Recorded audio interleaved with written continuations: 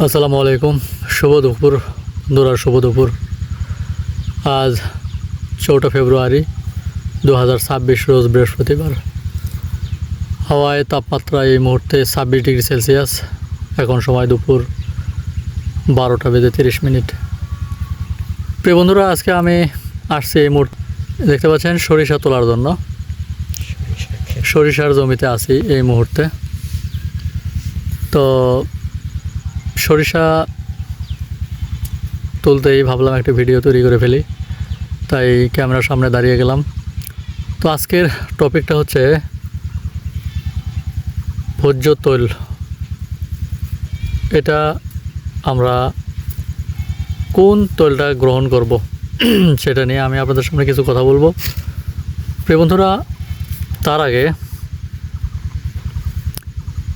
আমাদের ঘনবসতিপূর্ণ দেশ, এই দেশে যেমনই জনসংখ্যা তেমনই রোগের তীব্রতা প্রতিনিয়তই বেড়েই চলছে।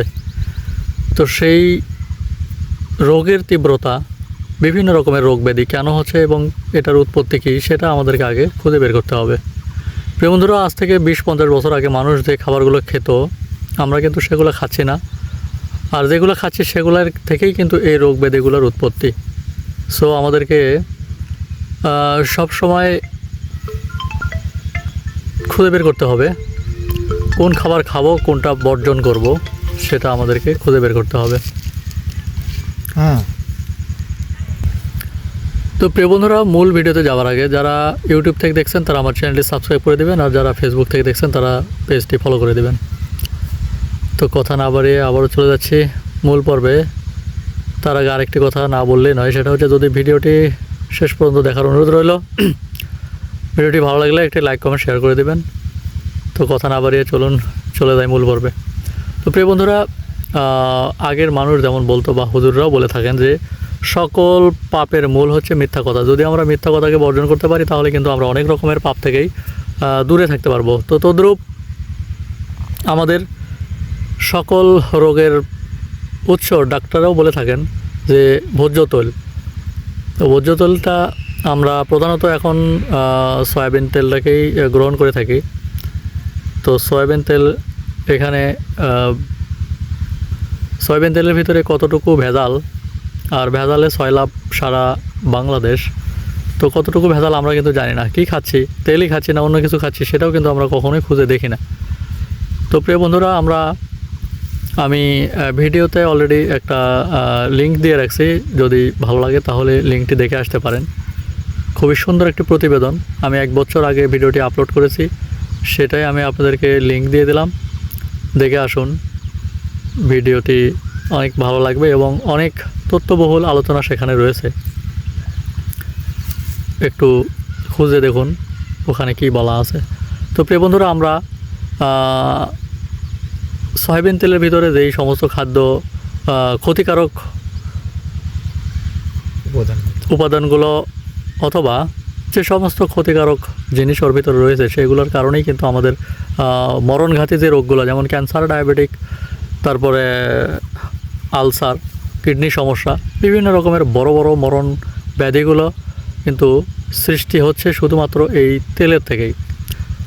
আর উচ্চ রক্তচাপ, এটা কিন্তু এমন কোনো মানুষ নেই যে তার ভিতরে নেই, কম এবং বেশি। যদি আমরা এগুলো থেকে দূরে থাকতে চাই তাহলে অবশ্যই আমাদেরকে আগে সর্বপ্রথম তেলটাকে বেছে নিতে হবে। আমাদেরকে খুঁজতে হবে কোথায় গেলে আমরা ভালো জিনিসটা পাবো। এবং এই ভালো জিনিস পেতে হলে আপনাকে খুঁজতে হবে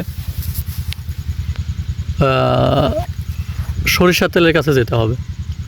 আমরা সরিষার তেল থেকে আরও ভালো জিনিস আছে, আমরা সেদিকে না যাই। প্রথমত আমরা সরিষার তেল দিয়েই শুরু করি। আগেও সরিষা তেল মানুষ খাইতো এক সময়, কিন্তু খাদ্য সংকটে হোক আর যে কারণেই হোক, মানুষ কিন্তু সরিষা থেকে চলে গেছে সয়াবিনে। আমাদেরকে পরিবারকে সুরক্ষিত রাখতে হলে, নিজে সুরক্ষা থাকতে গেলে, এবং বেশি দিন সবাই চায় বেশি দিন বাঁচতে এই দুনিয়াতে। আসলে দুনিয়াতে কখনোই চিরস্থায়ী নয়, থাকার সম্ভবও নয়। তদ্রূপ যে কয়দিন দুনিয়াতে থাকা যায়, একটু সুস্থভাবে বেঁচে থাকা যায়, সেজন্য আপনাকে অবশ্যই ভালো খাদ্য গ্রহণ করতে হবে। আজকে দেখুন না, হাসপাতালে হাসপাতালে কত রকমের অব্যবস্থাপনা সরকারি হাসপাতালগুলোতে গেলে দেখা যায়। রোগীদের কত সমস্যা। তো ডাক্তার থাকলে নার্স নাই, নার্স থাকলে ডাক্তার নাই, ওষুধ নাই, বিভিন্ন রকমের সমস্যা। তো আসলে যদি কখনও ওই রকম সমস্যায় পড়ে থাকেন তাহলে বুঝবেন যে এই দেশের চিকিৎসা ব্যবস্থাগুলো কত রকমের অবহেলিত এবং কতটাই অব্যবস্থাপনা। তো প্রিয় বন্ধুরা, আমরা চেষ্টা করব নিজেকে সুরক্ষিত থাকার জন্য।